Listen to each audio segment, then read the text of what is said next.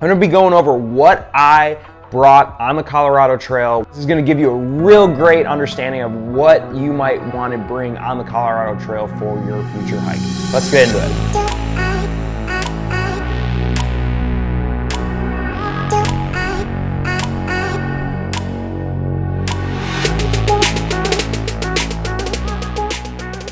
This is my bag. This is what it looks like with a bunch of dog hair on it. My base weight was about 14.4 pounds, I think, or something like that. Pretty manageable, basically until I got the very large food resupplies that I was doing. But this is the pack, so let's get into what I brought. I have the DeLorme InReach SE.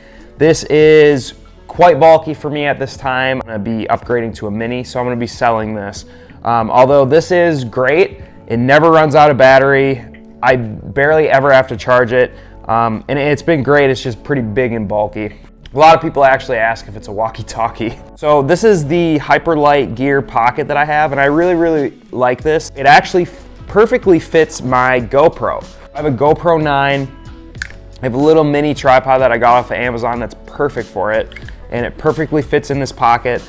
I kind of did like a little customization here with a little windscreen. If you want to know how to do that, just send me a message or give me a comment. But this thing is super helpful for when it's windy out. The GoPro actually has surprisingly really good audio on it.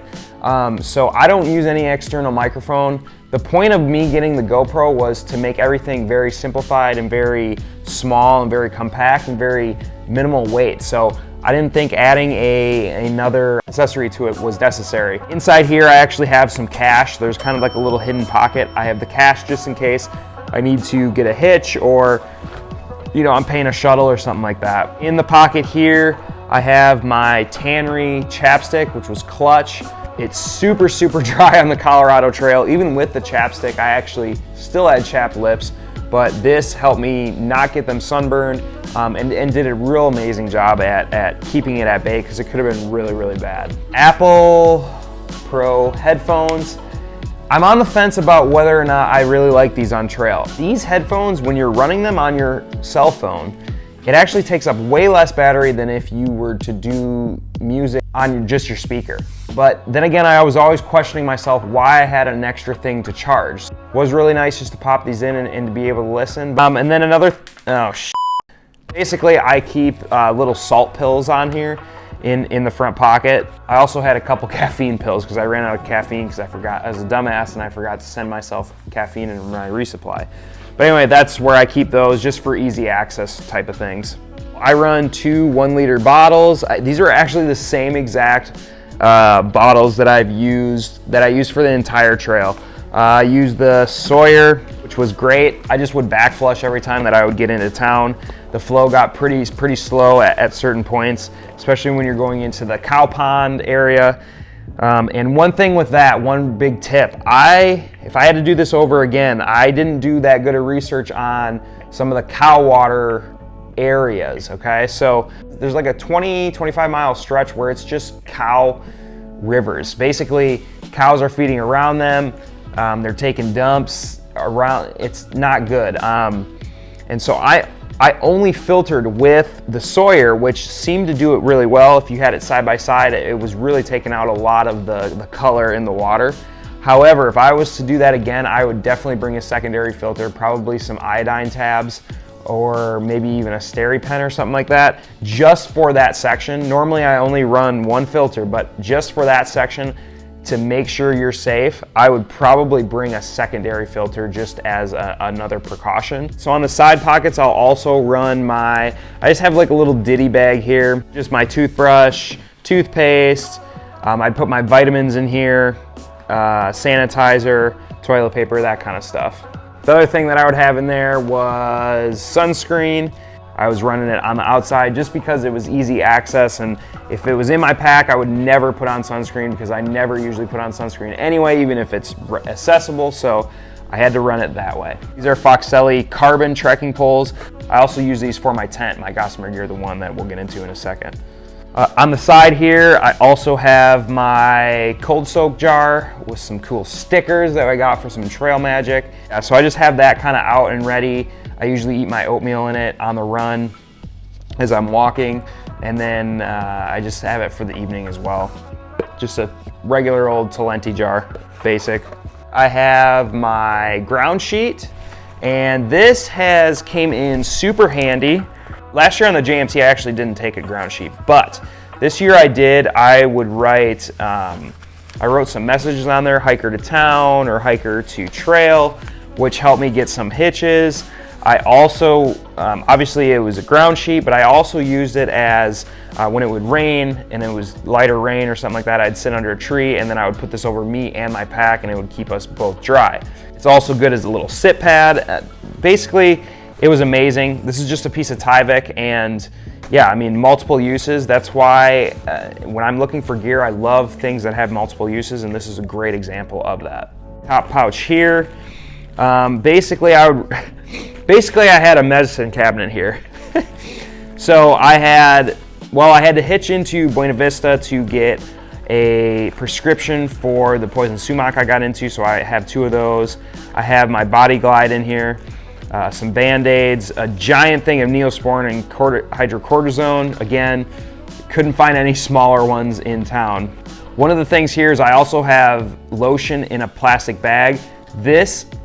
My legs were so itchy, but after I started putting on lotion, it was unbelievable how fast the itch went away. So that'll probably be something that I'll always be keeping in my bag, especially when I'm at higher elevation or with sun. I have my Toaks titanium spoon in the back. Well, this thing has seen way better days, but this is my Frog Toggs rain jacket. Keep that out there for easy access. Yes, you're gonna need easy access to it, especially in Colorado because of storms every day. Foxelli Headlamp. I had an extra reservoir for my water system just in case I had to do like a large water carry, but I don't think I ever used this. This little microfiber towel, I actually cut this in half. I love this actually. I use this for condensation. I use this to blow my nose on because it would be bloody all the time from the high elevation. Clean off my legs when I was having issues with the scratching, and I would use this to dry. So this was actually super clutch, and I just kind of ran it on the outside so it could dry when I would be walking. Bug spray, used one time, probably would never bring it again. I don't understand why I always bring bug spray, but I never use it. Getting into the meat and potatoes here, this is the Gossamer Gear The One tent. I'm kind of still on the fence about whether or not I like this. Once I finally figured out how to actually pitch it correctly, which took several days, it did work pretty well. I will say that the condensation here is unreal. I mean, a lot of times this could be my fault because I'm camping in stupid places, but it's like, I don't know, sometimes you wouldn't even be by a stream and you'd be under a tree and you'd still get soaked. It would dry fast when I would dry it in the afternoons, but it's still kind of a pain in the ass. I could probably vent it better, but I like having my tent vestibule closed because I'm a scaredy cat when I'm solo, and most of the times I was camping, I was solo. So, you know, if I would have kept that open, probably would have had better airflow, probably would have had less condensation. So still on the fence, but I do like the weight, I will say that. I have my electronics bag. So basically I was running 2 extra GoPro batteries, which was perfect. Actually, maybe a little bit of overkill. A charger for my iPhone and all that kind of stuff. I had some backup accessories for my GoPro just in case some of the things went down and I could use my phone. I had my external charger, which was an Anchor, and I don't know what size it is, but I'll leave it in the bottom here once I figure it out. But this did really, really well. Although I am maybe looking at getting a solar one that's like this size, but also can be charged solar because I have super big OCD with losing battery in my phone. Dual charger actually, so I could charge 2 things at once in town. And I also had a dual GoPro charger. So super clutch when you got into town and you were trying to make a speedy turnaround with charging. I put all my dry stuff, or stuff that I wanted to keep dry, in this little bag, this backpack liner, and it never got wet, and I got frickin' demolished by some storms. So I'm really, really pleased with how this kept it dry. Also, something with the Tyvek too, is I would use that as an actual pack cover, because I didn't bring a pack cover because I just kind of relied on this. But having a wet pack was kind of a pain in the ass once you got into camp, because I used this as an extra pillow. Now in my dry bag, I would have my extra socks, 1 pair of extra socks, I'd have gloves, sleeping pad, which was a Klymit Static V Lite. Really good sleeping pad. Good R value. Still don't understand why people pay $250, $300 for a freaking sleeping pad. That's ridiculous to me. The king of my sleep system was my Western Mountaineering Ultralite. This thing was great. It would get a little bit wet from the condensation in my Gossamer Gear The One tent, but it seemed to dry out pretty dang fast for being a down bag. My Kuiu down jacket, really only used this a couple times on trail when I would make camp a little bit early, but mostly this was used as a pillow and just as a backup insulating layer in case I got super cold. Klymit pillow, this is a little bit overkill, but I love my sleep. Leggings, only used these a couple times, might consider leaving these home, but for as much as it rains and thunderstorms on the CT, I would probably keep these again for next time. Then I have just a little beanie. I also had this Muskox Charleston hoodie. It was good as a town shirt for when my regular Columbia was getting washed, and it was also great as a sleeping shirt. I like to get into the routine of sleeping and kind of having like some sort of bedtime routine. This was great to change into because it wasn't all sweaty. I was between this and bringing a Nike fleece mid layer, but I'm glad I brought this. It has a little hood. It also kind of has some hand holes here. And so I would usually, when I would wake up, I would keep this on, then I'd put my Columbia over me. And usually that would be good for most mornings because it didn't get too chilly. Some accessories is I had a Kershaw knife.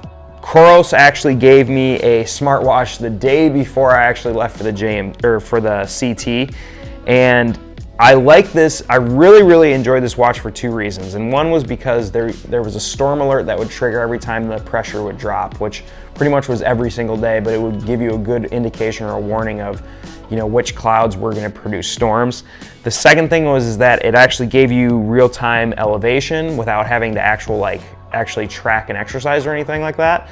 So it would give you a good indication of where you were if you were in the middle of your climb, the end of your climb, at the summit, or something like that. As far as my everyday clothes, they're actually in the washer right now, but I wore the Columbia Silver Ridge button-up shirt. I've wore this for I don't know how many miles, and I seriously love it. There's nothing better than wearing that shirt. You can roll up the sleeves when you're hot, you can roll them down when you're cold, you can unbutton, you can button. I mean, it's just a great shirt, and it has no holes and it has no rips. I've never had anything last this long before ever in my life. It's crazy. The hat that I wore was actually a movie hat. These things are badass. They have super good airflow in the top and the head, while also being able to, you can actually just throw it in a wash and it just comes out and it maintains the shape. There's literally no hats that I know of that I've wore that you can actually do that to, and this is absolutely exceptional, and I love this hat because of it. My shorts were just Hyperfly shorts. It's a jiu-jitsu company. I've wore the same shorts again. They've been super durable. For underwear, I actually just rocked 1 pair, and it was a pair of merino wool. It was called Meriwool boxers, and they were pretty much non-existent by mile 500. I mean, I think I have 4 giant holes in the crotch, but they never smelled. I could not believe that. I'm editing and I totally forgot that I actually forgot to film my shoes. So what were the shoes that I actually wore on the CT? This is a big deal. Okay, number 1, I started with the Lone Peak 4.5. I wore it for 250 miles. The seam started ripping near the toe box, and it had its patented where it, there's a dog right there. It had the patented where it came off on the lip as well. I'm gonna do a full review on this at about 250 miles. So I went and I switched shoes from that to these Hoka 1.1s, I believe. Vibram soles. And I finished out the trail, the last 250, basically with those shoes. Again, I'm gonna be leaving a video up here because I'm gonna be doing a future video comparing the two. Got a couple blisters with these, but ultimately I finished the trail and I was pretty happy in them. I will say that I contacted Ultra and they actually ended up giving me a new pair of Lone Peak 5s, which is pretty cool. So thank you, Ultra. I'll continue to wear them. Also, the other thing I wanted to mention was that I was wearing my Altra Gaiters. These things are critical, in my opinion, if you're doing a long trail or any type of hike, really, from preventing blisters, from preventing just a real annoying things from getting into your shoe, where you have to take off your shoe every so often, empty it out. It just gets to be a pain in the butt and it really decreases your efficiency. Back to the video. Links to all this gear will be in the description. If you have any questions about gear that you might be on the fence about bringing on the CT, leave a comment below. I'll kind of give you my opinion. That's not a professional opinion, but it's just someone that has hiked by CT. Otherwise, have a great day. We'll see you for the next vid.